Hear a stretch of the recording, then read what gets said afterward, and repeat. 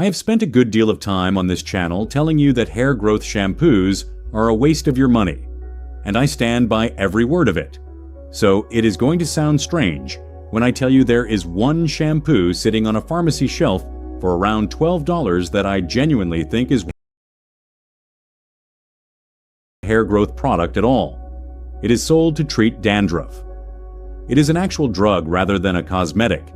It has published research behind it, including one small study that compared it directly against a standard hair loss treatment.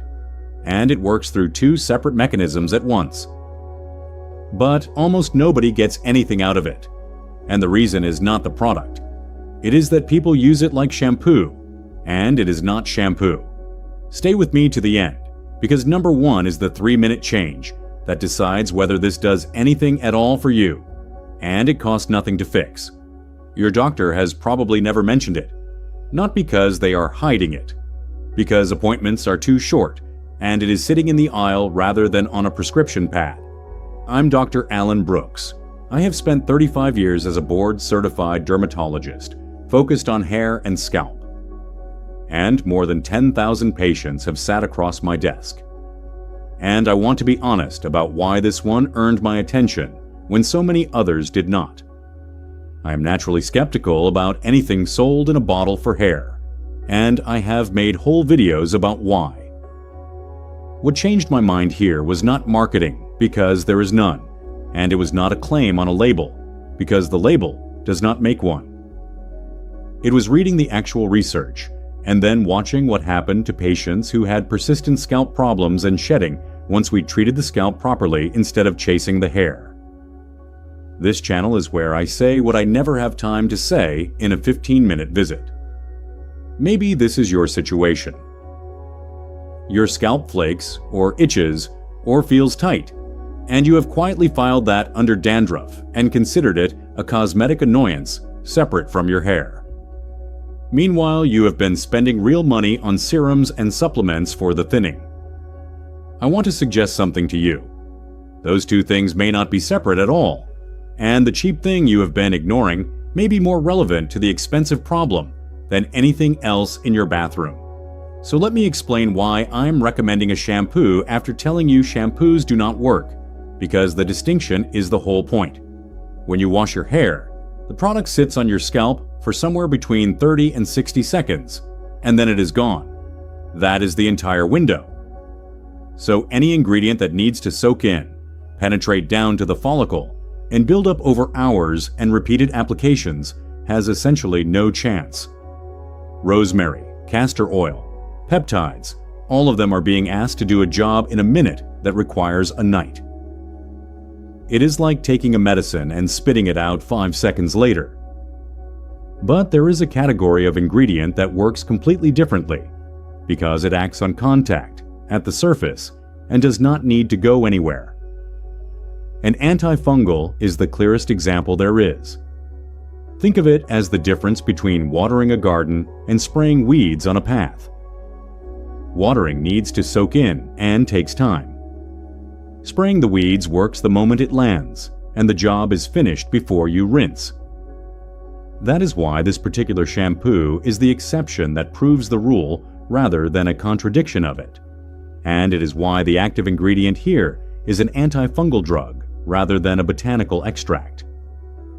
Now, the ingredient I'm talking about is ketoconazole, and in most countries you can buy a 1% version over the counter without a prescription. That is the product, around $12 in the dandruff aisle, with no claims about hair on the box. So let us go through the 5 things you need, counting down. Number 5 is understanding what you are actually buying, because the word drug matters here. Ketoconazole is a genuine antifungal medication, the same class of compound used to treat fungal infections elsewhere on the body. It is not a cosmetic ingredient added for marketing purposes. It is not an extract, and it is not there to make your hair feel nice in the shower.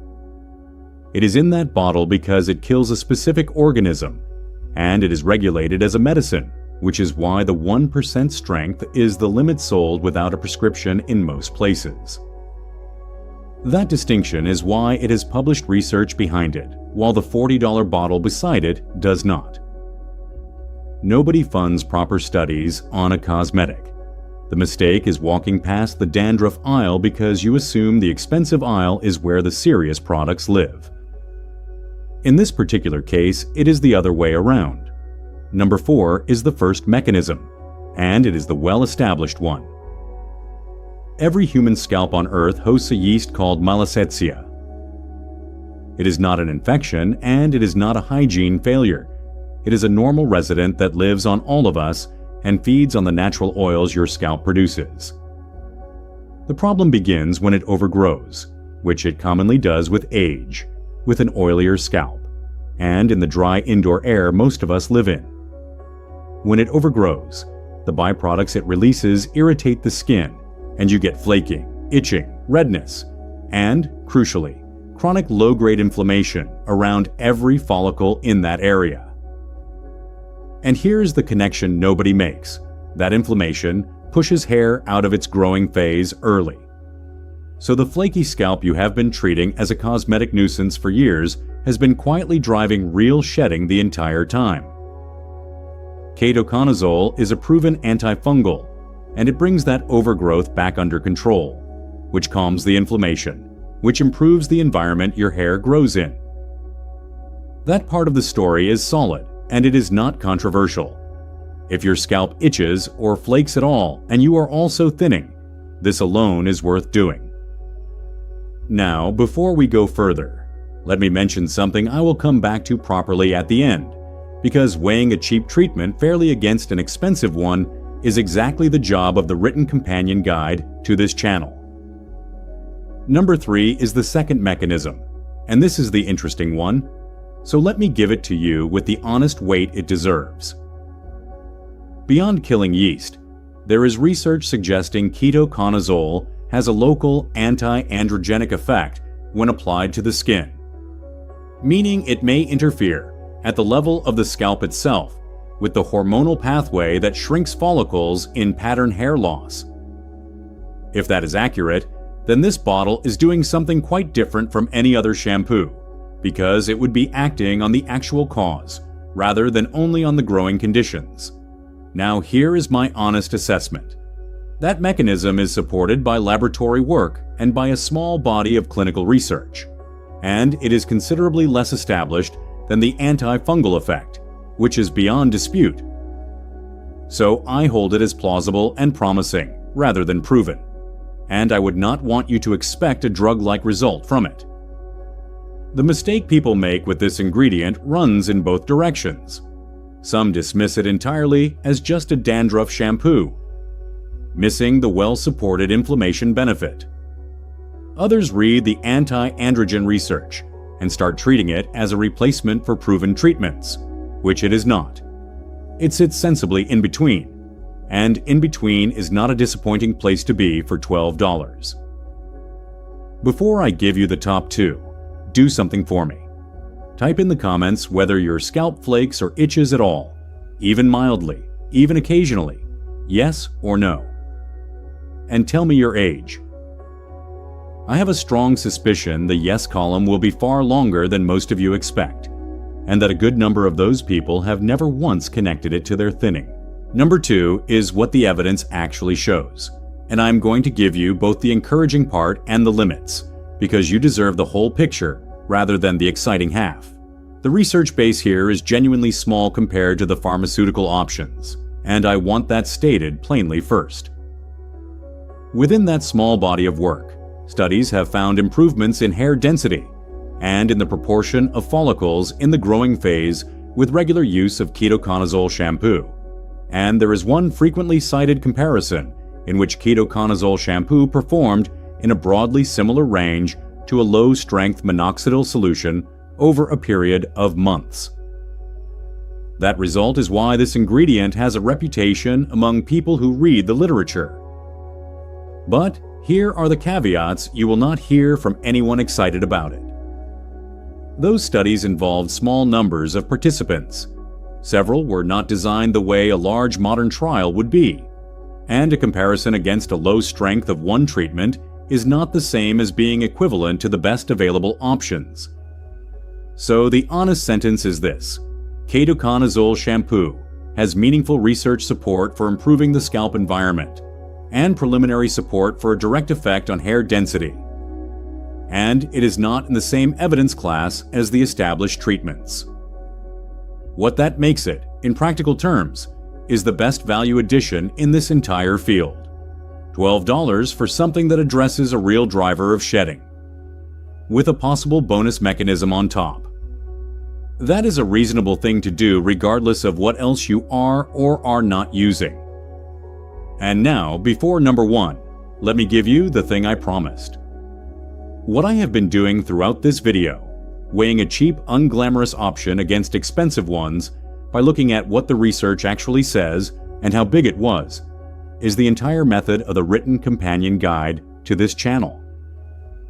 It goes through every treatment people are told to try, from the prescription drugs with their labels read line by line, through the devices, to the natural remedies and the pharmacy options like this one. And it prints what each actually costs you per year, which is a number almost nobody calculates. Every claim carries its source and its year printed on the page, so you or your own doctor can look it up. Where the research disagrees, both sides are printed with their sample sizes, which is the only honest way to present something like the evidence I just described to you. One payment, no subscription, delivered as a PDF.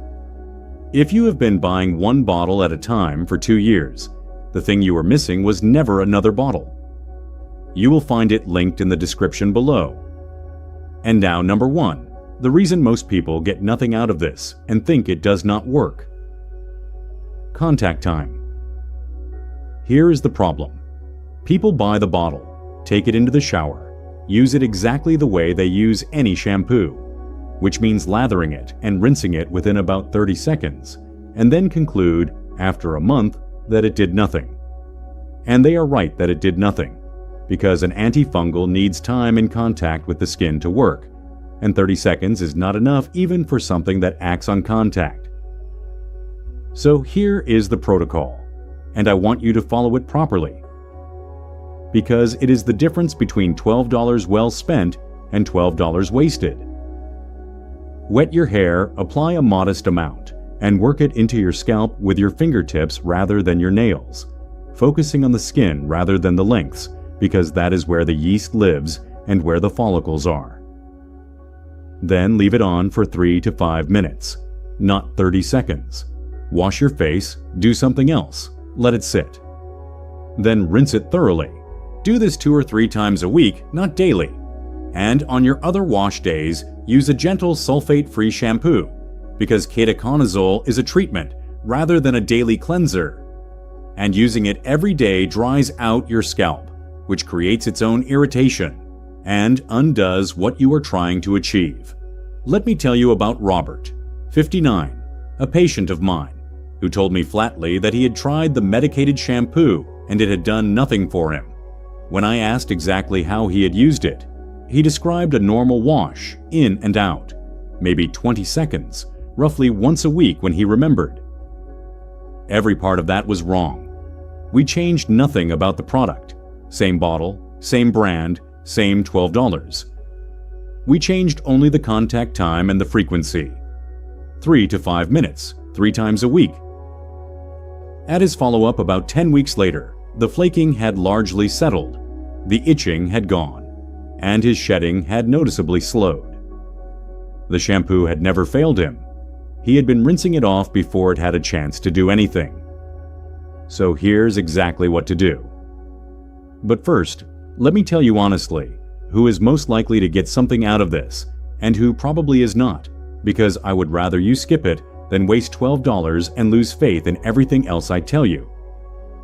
You are the best candidate if your scalp flakes, itches, feels tight, or has any redness, and you are also shedding. Because for you, the well-established mechanism is directly relevant, and the improvement can be noticeable. You are also a reasonable candidate if your scalp seems fine. But you are dealing with pattern thinning, and you want an inexpensive addition working on a second front, in which case you are buying the possible bonus mechanism, and you should hold your expectations accordingly. You are probably not going to get much if your scalp is genuinely healthy. Your shedding is sudden and diffuse and traces back to an illness, a medication, or a stressful event a few months ago. Because that is a shedding episode with a different cause. And no shampoo addresses it. And it will do nothing for hair that has already gone, because nothing applied to bare scalp brings back a follicle that is no longer there. Knowing which of those groups you are in before you buy is worth more than the product itself. Now, the protocol. Buy an over-the-counter shampoo with ketoconazole at 1% as the active ingredient, which you will find in the dandruff section rather than anywhere marketed at hair loss, and check the back of the bottle rather than the front. Use it 2 or 3 times a week, worked into the scalp with your fingertips, left on for 3 to 5 minutes before rinsing. Use a gentle sulfate-free shampoo on your other wash days. Give it 8 to 12 weeks before judging it, and judge it on the right things, meaning has the itching settled, has the flaking reduced, and has the amount of hair in your drain changed, rather than expecting to see new growth in the mirror. And 2 practical notes. First, some people find it drying, particularly if their hair is already dry or color-treated, so use conditioner on the lengths and ends every time, keeping it off the scalp. Second, if you also use a leave-on treatment at night, this does not replace it and does not conflict with it, because they are doing entirely different jobs at entirely different times of day. One thing, doctor to viewer, this is a medication, even though it is sold without a prescription, so treat it as one. Some people react to it with irritation or increased dryness, so stop if that happens rather than pushing through. The stronger 2% version is prescription only in many countries, and that is not something to source around. It is something to discuss with a doctor if the over-the-counter strength is not enough. And if your flaking is severe, greasy and yellow, or your scalp is painful, weeping, or persistently red, that may be a condition needing proper medical treatment rather than a shelf product, so please see someone in person. I am a doctor, but I am not your doctor. Now, one last honest word, because there is a pattern in this that goes beyond one bottle. The most useful thing I can tell you about this field is that price and effectiveness are barely related, and in several cases they run in opposite directions. The reason is not conspiracy, it is economics. Companies fund research on things they can patent and sell at a margin, and nobody is funding a marketing campaign for a generic dandruff shampoo that costs $12 and has been off patent for decades. So it sits quietly in an aisle you walk past, doing something real, while the expensive bottle 2 shelves over does considerably less and shouts about it. This will not regrow a hairline, and I am not going to pretend it will. What it will do is treat a genuine driver of shedding that a great many people have, and dismiss for the price of a sandwich, with a possible second mechanism thrown in. That is a good trade, and it is available to you this afternoon. If you want the full comparison of what everything in this field actually costs, and what it is actually supported by, that guide is in the description. Because this was never only about hair. It is about learning to judge by evidence rather than by price tag. So check the back of the bottle, give it the 3 minutes, and come back in 8 weeks and tell me in the comments whether your scalp settled. Type your age too. I read every single one. Take care of yourself. I will see you in the next one.